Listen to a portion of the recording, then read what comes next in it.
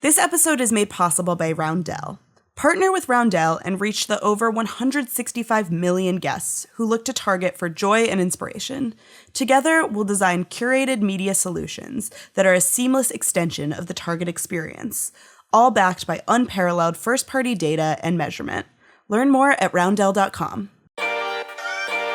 Hello, listeners. Today is Wednesday, June 12th. Welcome to Behind the Numbers, Reimagining Retail, an EMARKETER podcast made possible by Roundel. This is the show where we talk about how retail collides with every part of our lives. I'm your host, Sara Lebow. Today's episode topic is stores launching new formats. Let's meet today's guests. Joining me for today's episode, we have senior analyst Zach Stambor. Hey, Zach, welcome back. Yeah, thanks for having me back. Hey, Sarah.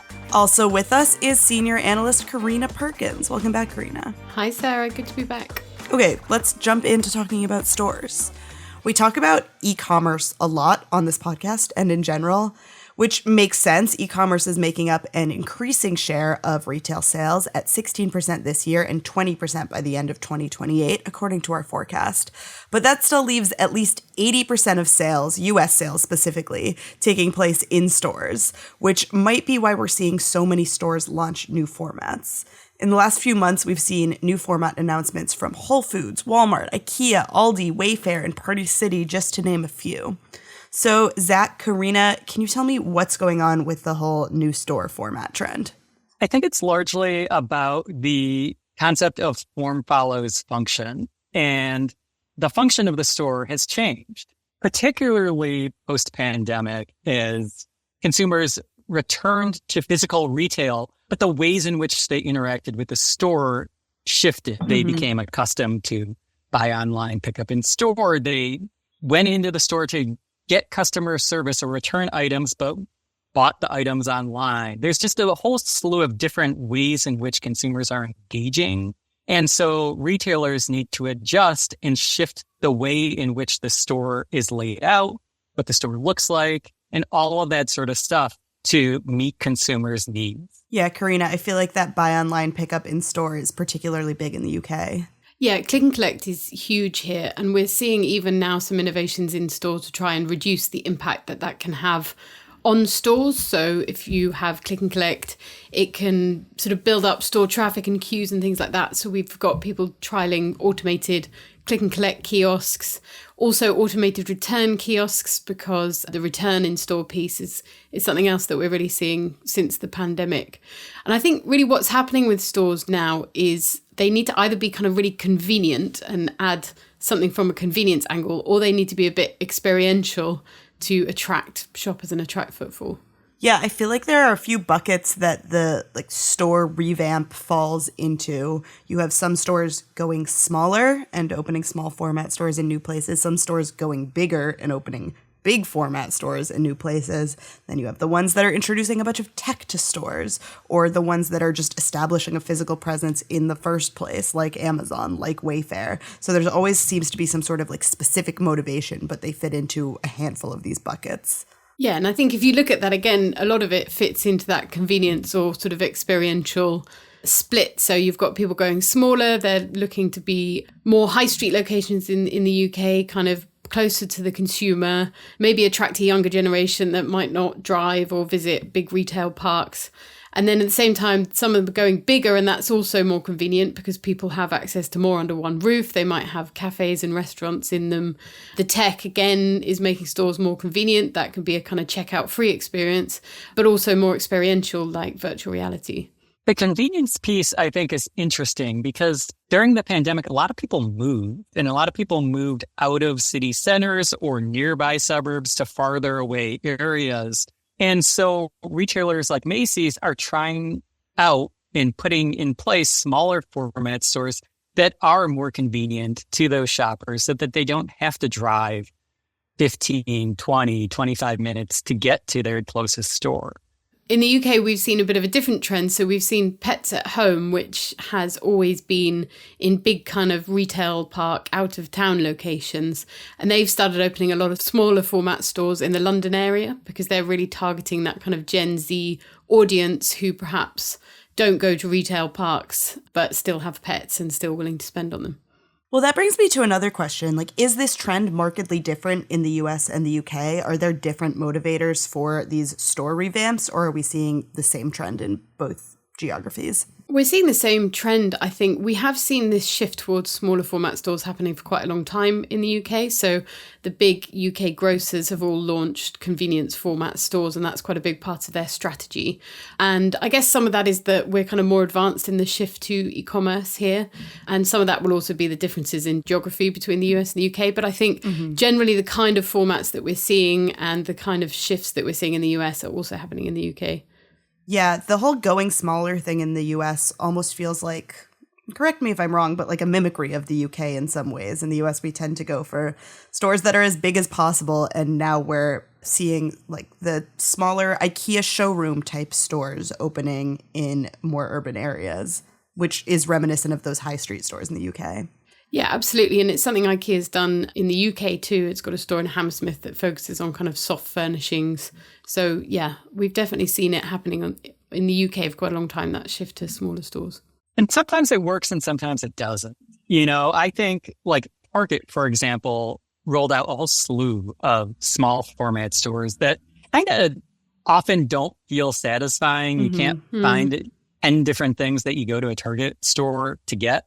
And lately, what we've seen is they've shifted to larger format stores. And so they are having more large stores where they can fulfill items for online orders. And that's a huge piece of Target's e-commerce business because they fulfill almost all of their online orders through their stores.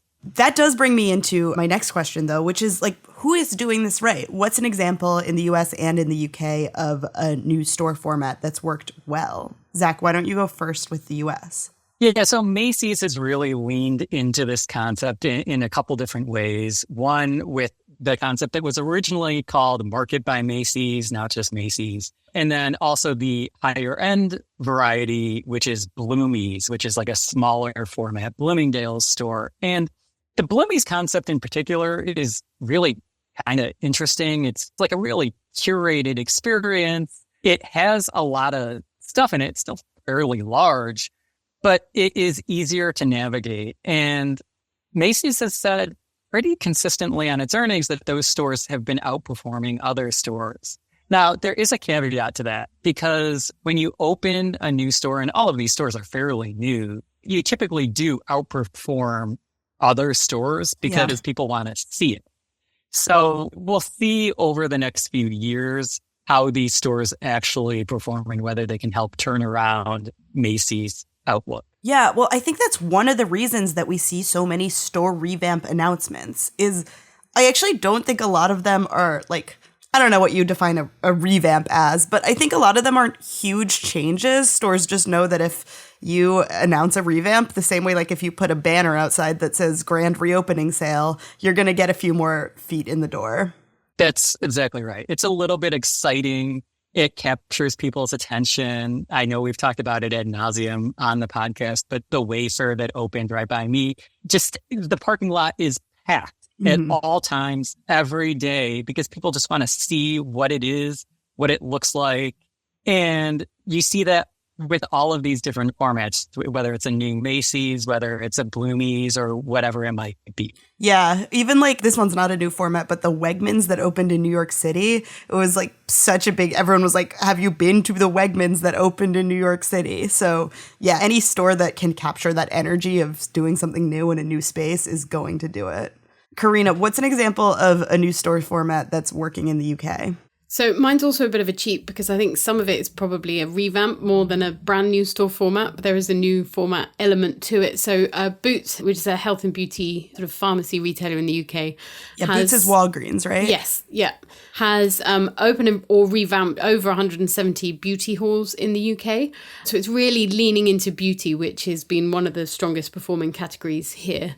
And they've got kind of trending zones, discovery areas, consultation spaces with beauty treatments and beauty specialists who'll give out free personalized advice.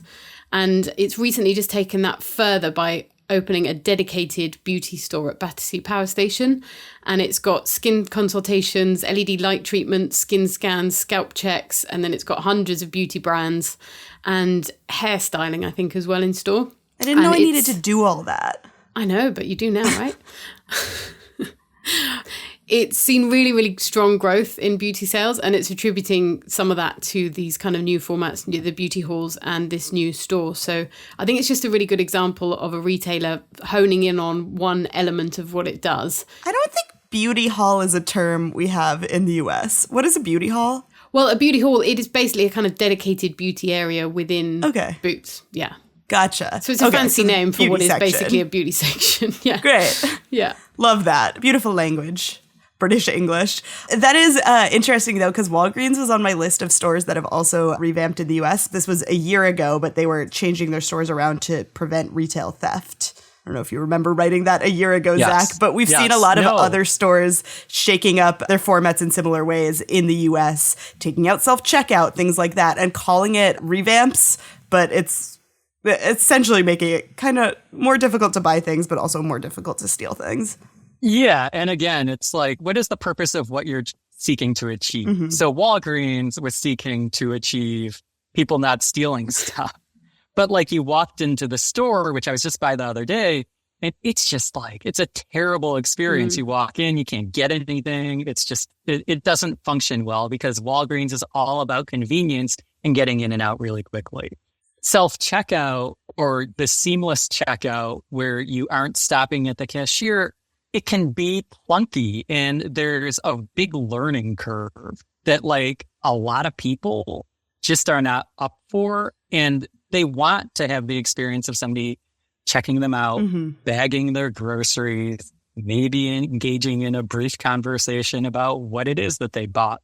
And so it sometimes can work and sometimes doesn't work. And it just depends on the particular retailer in the particular space and what they're seeking to achieve. When someone bags my groceries, I'm like, what a luxury. We saw the big grocery players in the UK, like Tesco, follow Amazon in that just walk out tech store format.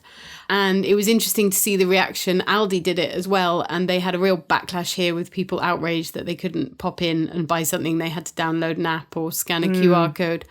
And Tesco then switched to a hybrid format for its get-go stores. So you can have just walk-out tech or you can pay at a checkout. And I think there was also self-scanning. And it's just introduced something new now, which I thought was quite interesting. So it's scan-free self-checkout. So you walk up to the self-checkout and it will present you with a list of products that it thinks you have. And then you can accept that and then pay for it. So I think that's really clever because it overcomes something that people don't like about self-checkout, which is having to scan the products themselves. But then it overcomes the thing that people don't like about the sort of just walk out, which is only getting their bill after they leave the store rather than being able to see as they pay what it is. Yeah, it's interesting you bring up the just walk out because I was going to ask what an example is of a retailer revamp that hasn't worked. But I think that the clear example is like Amazon everything. Amazon still can't figure out store formats despite how many times they introduce the new bookstore, the new convenience store, the new grocery store. It is surprising, but it gets to the crux of like shopping online and shopping in the real world, IRL, are different. And Amazon really understands the convenience that consumers want when they shop online, but it doesn't really get like why people go to stores, what they're seeking to do. And you can see that whether it was the 4-star store, which like made no sense. I don't know if you ever went in one of those, but it was just like a jumble. Which one was the 4-star store? It was stuff that was like rated 4 stars on Amazon. I don't remember that. I mean, it was in the mall right by me, and you walked in and you were like, why is this here and that here? And it just didn't make any sense. The bookstore was unexciting. It was just like, it was very similar to the bookstore at the airport. The bookstore was an algorithmic bookstore. If you don't remember the Amazon bookstore, they had all of the books facing out, which is an interesting idea, but it being in there felt like scrolling through Amazon.com, and that is not generally how people find books, even if it's how they buy them. Right. And when you go to a bookstore, you want to engage with the staff. You want to say what is good and new and I might not know about. I like this author who is like it. Mm-hmm. You just didn't have that sort of dynamic.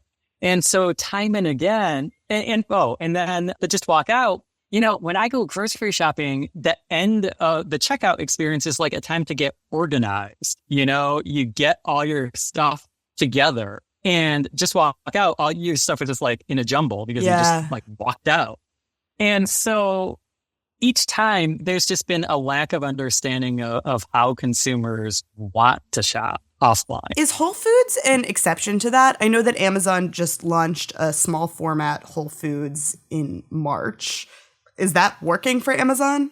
I think it's too early to say if it's working or not, but Whole Foods has been okay, in terms of a real world physical store for Amazon. It has not been like a blockbuster hit, but it has enabled... It's so funny that you say a blockbuster hit because that's an example of a store that doesn't exist anymore. Yeah. But I mean, the way in which Amazon, it took its time to weave its Amazon-ness into Whole Foods. Uh-huh. But at this point, weaving in Prime has worked.